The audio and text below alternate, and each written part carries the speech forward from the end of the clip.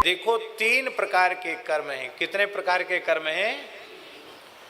एक है संचित, दूसरे हैं क्रियमाण और तीसरे हैं प्रारब्ध।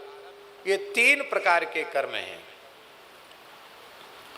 अनंत जन्मों के जो शुभाशुभ कर्म हैं वो संचित हैं। इस शरीर से इस जन्म में जो किए जा रहे हैं वो क्रियमाण हैं, और जो इस शरीर से भोगने के लिए निश्चित हो चुके हैं उन कर्मों का नाम प्रारब्ध है। ये बात बिल्कुल ध्यान रखना। अनंत जन्मों का जो संचित है, जो मेरु मदराचल से भी बड़ा है, वो अनंत जन्मों का संचित कर्म भगवान की शरण लेते ही जलकर भस्म हो जाता है।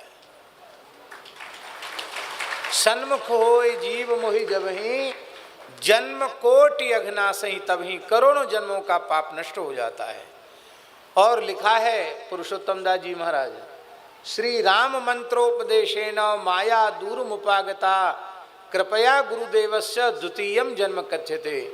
श्री राम मंत्र के उपदेश से माया नष्ट हो जाती है और गुरुदेव भगवान की कृपा से नया जन्म हो जाता है।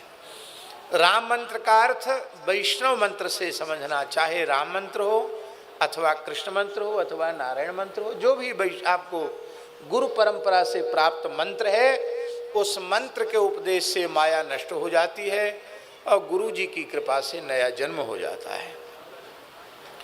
तो संचित, सबसे बड़ी समस्या संचित की है।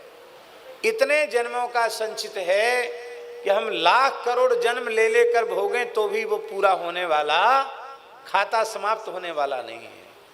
पर भगवान की शरण ग्रहण करते ही संचित भस्म हो जाता है।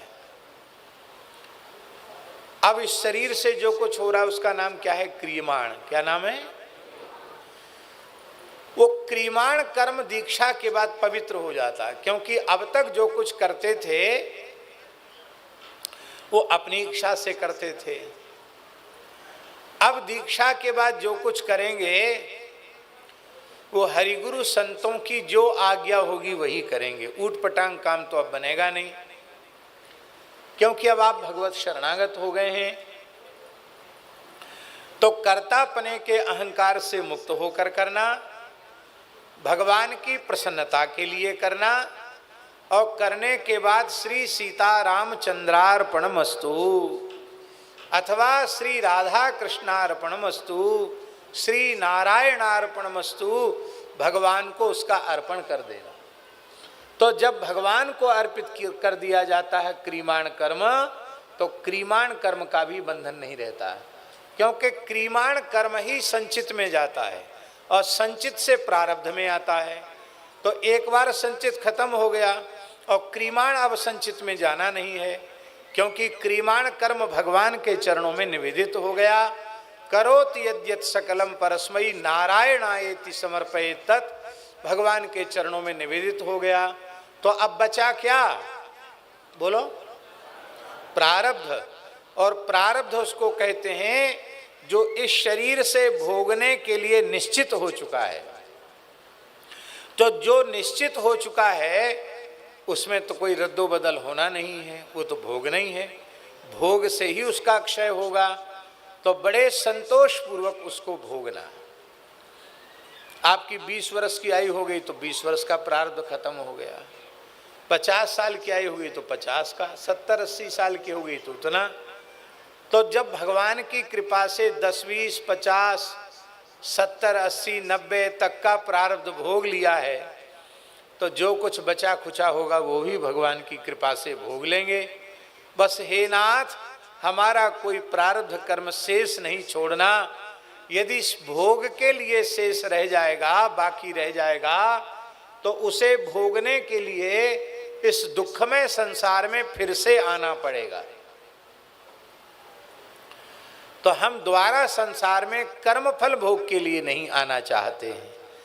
इसलिए हे नाथ, हमारे शरीर के प्रारब्ध का भोग इसी शरीर से करा देना। जो उत्तम कोटि के भगवान के अनन्य भक्त वैष्णव होते हैं, वे अपने शरीर के प्रारब्ध के भोग के नाश की भी प्रार्थना भगवान से नहीं करते हैं। भगवान से यह प्रार्थना करते हैं कि शरीर अपने प्रारब्ध को भोगता रहे, पर हे नाथ हमें आपके पवित्र नाम रूप लीला की कभी विस्मृति न हो, हम कभी आपको भूलें नहीं। हे नाथ, हे मेरे नाथ, मैं आपको कभी भूलूं नहीं और आप भी मुझे कभी भूलें नहीं। आप भी मुझे याद रखें, यह दीनहीन आपका ही दास है, आपका ही सेवक है। ऐसा विचार अपने मन में रखना। तो इस प्रकार से वैष्णवता ग्रहण करने से संपूर्ण पाप राशि नष्ट हो जाती है और मरने के बाद मुक्त नहीं। सच्ची बात तो यह है कि ईमानदारी से इसी समय मुक्त हो गए आप, अब बंधन नहीं है। अब सबसे बड़ी समस्या यह है, अभी इसी समय मुक्त हो गए, लेकिन अब फिर पाप नहीं बनना चाहिए, ये शर्त है। अब पाप न बने, अब उटपटांग चीज मत खाओ पियो, अब उटपटांग काम मत करो, अब केवल भजन में लग जाओ।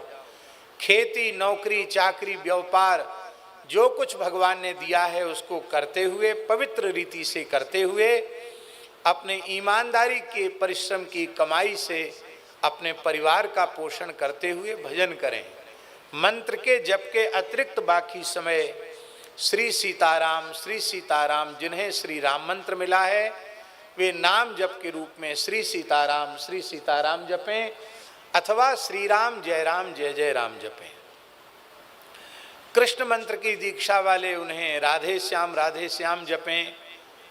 और महामंत्र सब जप सकते हैं, हरे राम राम राम हरे हरे, हरे कृष्ण कृष्ण कृष्ण हरे हरे।